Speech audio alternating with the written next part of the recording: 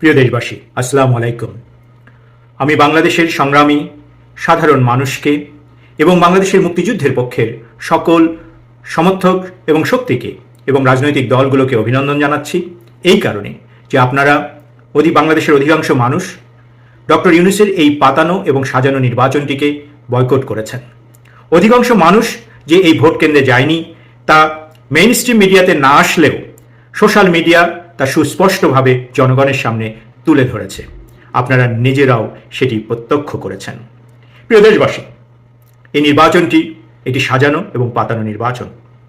এই নির্বাচনটির যে ফলাফল আমরা বলে আসছি, আমরা এই মুহূর্তেও মনে করি যে হয়তো 11 দলীয় জোট অর্থাৎ জামাত জোটটি সরকার গঠন করতে যাচ্ছে। আমরা দেখতে চাই বিএনপি কিভাবে এটিকে বদলায়।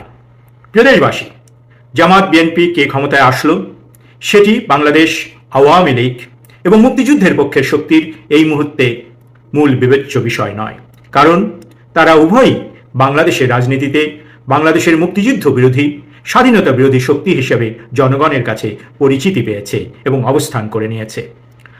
বাংলাদেশ আওয়ামী লীগ সভানেত্রী জননেত্রী শেখ হাসিনা ডাকে আপনারা যে নির্বাচনটিকে বয়কট করেছেন, এই নির্বাচনটিকে বর্জন করেছেন, তার জন্য আমরা আমাদের অন্তরের অন্তঃস্থল থেকে আপনাদেরকে ধন্যবাদ দিতে চাই। সংগ্রামী সাথী বন্ধুগণ, মনে রাখবেন এই নির্বাচনটি আমাদের পরবর্তী করণীয় ঠিক করে দেবে।